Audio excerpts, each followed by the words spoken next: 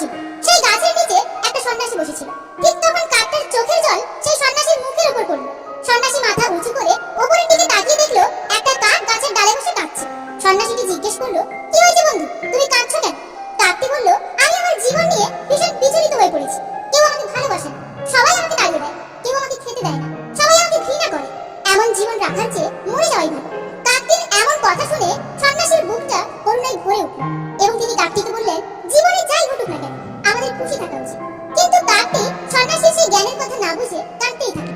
তারপর সন্ন্যাসীটা তাকে বলল, বিচলিত হয়ে ওঠো, আমাকে বলো তুমি কি চাও, আমি আমার মন্ত্র দ্বারা তোমাকে তাই করে দেব।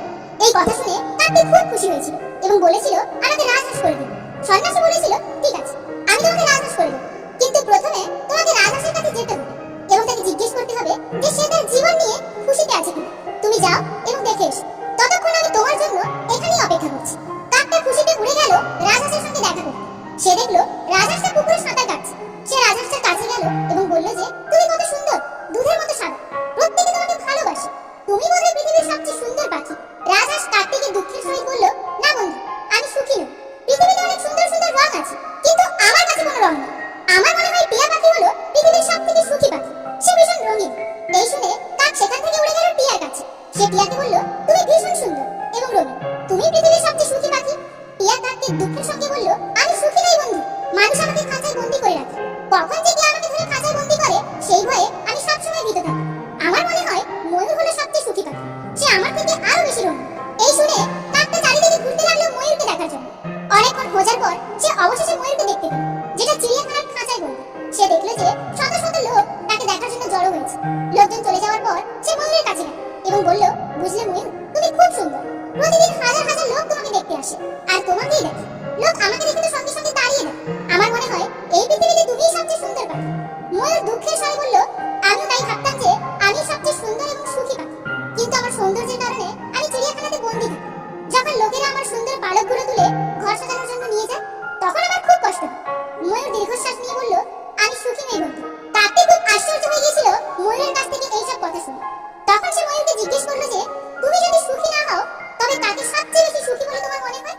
ময়ূর বলল, আমি চিড়িয়াখানাতে থেকে গভীরভাবে অনুভব করছি যে কাক মানে তুমি হলে একমাত্র পাখি যাকে কখনো খাঁচায় রাখা যায় না। লোকেরা তোমাকে ধরে খাঁচায় বন্দি করে না। তাই গত কয়েকদিন ধরে আমি ভাবছি যে যদি আমি কাক হতাম তাহলে আমি স্বাধীন হতাম এবং সুখীভাবে ঘুরতে পারতাম। এই শুনে কাক সেখান থেকে উড়ে গেল এবং কাক হওয়াতে আজকে প্রথমবার সে খুব খুশি হলো। সে সেই সন্ন্যাসীর কাছে ফিরে এলো এবং বলল, প্রভু, আমি আর কিছু পেতে চাই না, আমি যা আছি তাতেই আমি অনেক ভালো আছি। আমরা আমাদের জীবনকে অন্যের সঙ্গে তুলনা করে দুঃখ পাই। আমাদের কাছে যা আছে তা আমরা দেখি আর এইগুলোই আমাদেরকে অসুখী করে তোলে। আমাদের কাছে যা আছে তাই নিয়ে আমাদের সুখে থাকা উচিত। আমাদের থেকে অন্য কারোর কাছে অনেক বেশি কিছু থাকতে পারে, যদি তুমি তাদের সঙ্গে নিজেকে তুলনা করো তাহলে তুমি কখনোই সুখী হতে পারবে না। একজন মানুষের কাছে যা আছে সে যদি তাই নিয়ে সন্তুষ্ট থাকে তবেই সে পৃথিবীর সবচেয়ে সুখী মানুষ হবে। এক বোতল জল দোকানে 20 টাকায় পাওয়া যায়, সেই জলই হোটেলে 40 টাকায় পাওয়া যায়, আবার সেই জলই এয়ারপোর্টে 50 টাকায় পাওয়া যায়। এই প্রকার যদি কোথাও আপনার ভ্যালু কম ফিল হয় তাহলে জায়গা বদলান, তাহলে আপনার মূল্য বেড়ে যাবে, জীবন বদলে যাবে। মানুষ সবচেয়ে বেশি প্রেমে পড়ে কিসের জানেন? কথা, কথা বলার ধরন, অভিব্যক্তি, স্বর, রুচিবোধ আর শব্দচয়। শুধু কথা দিয়ে কাউকে মেরেও ফেলা যায়, কথা দিয়ে স্বপ্ন বাস্তবায়নের অর্ধেক কাজ হয়ে যায়, কথা দিয়ে একটা যুদ্ধ বাঁধিয়ে ফেলা যায়। বিমানে আপনি নিশ্চিন্তে বসে থাকেন যদিও আপনি পাইলটকে চেনেন না। রেলগাড়িতে আরামে বসে থাকেন যদিও রেল চালককে আপনি চেনেন না। বাসে আরাম করে বসে থাকেন যদিও বাস চালককে আপনি চেনেন না। তাহলে জীবন নিয়ে আপনি এত অনিশ্চিত কেন?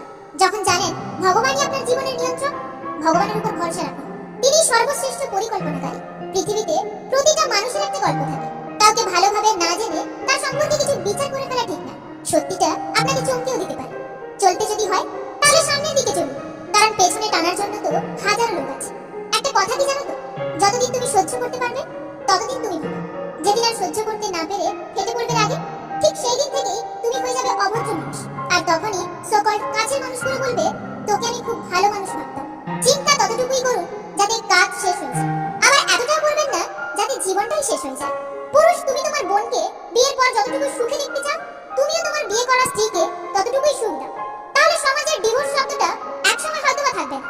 সব কথার উত্তর দিতে যাবেন না, একটু থামুন, অপেক্ষা করুন, দেখবেন হয়তো উত্তর বদলে যাবে, নয়তো আর উত্তর দিতেই মন চাইবে না।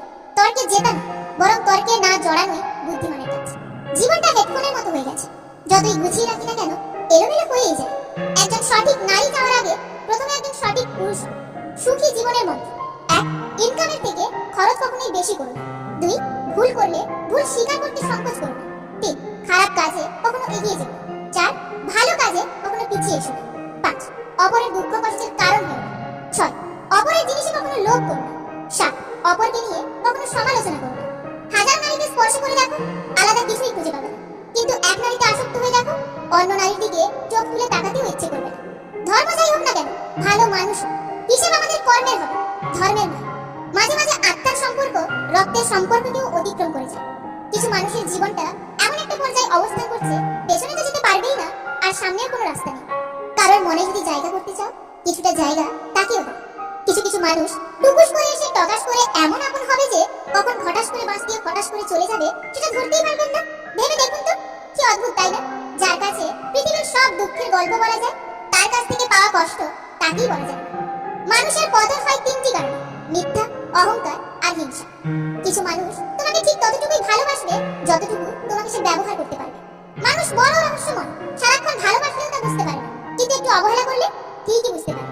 আমি সাধু নই, তবে যদি সাধুকে এমন এক পাপী হিসেবে বিবেচনা করো যে সৎ হওয়ার জন্য তার চেষ্টা চালিয়ে যাচ্ছে, তাহলে আমি পাই। বাবা কম দামি মোবাইল কিনে দিলে ছোট মনে করো না। মনে রেখো, যা তোমার কাছে অল্প তা তোমার বাবার কাছে রক্ত বিক্রির গল্প। বিয়ে করলে গরিব ঘরে মেয়েকে বিয়ে করো। অর্থ কিংবা যৌতুক হয়তো পাবে না, কিন্তু সত্যিকারের একজন জীবন সঙ্গী পাবে। গতকাল চলে গেছে, আগামীকাল এখনো আসে। আমাদের জন্য আছে আজকের দিন, তাই এখনই শুরু করে দিন। পোশাক হয়ে গেল ছোট, লজ্জা চলে গেল। শিক্ষক হয়ে গেল ব্যবসায়ী, শিক্ষা চলে গেল। মানুষ হলো টাকার গোলাম, মনুষ্যত্ব চলে গেল। পৃথিবীর সব ভালোবাসাই মূল্যহীন মায়ের ভালোবাসার কাছে। চোখ বন্ধ করে বিশ্বাস করা তো দূরের কথা, বর্তমানে চোখ খোলা রেখেও কোনো মানুষকে বিশ্বাস করা যায় না। সাফল্য মানে 9 বার পড়ে গিয়ে 10ম বার উঠে দাঁড়ানো। সুখ শান্তি পেতে তিনটি কাজ করবেন না: 1. বেশি আশা করবেন না। 2. জীবনে যা আছে তাই নিয়ে সন্তুষ্ট থাকুন। 3. নারীর ফাঁদে পড়বেন না। 5টি পরিস্থিতিতে অস্ত্র ওঠানো আবশ্যক: আত্মরক্ষা, 2. ধর্ম রক্ষা, 3. দেশ রক্ষা, 4. পত্নী রক্ষা, 5. কুল রক্ষা। সত্যি কথা শুনতে তিতা, এতে সবার জন্য। মিথ্যে কথা শুনতে মধুর, এতে সবার হাততালি পড়ে। ব্যথা মাথায় হোক বা মনে, নিজের ব্যথা নিজেকেই সহ্য করতে হয়।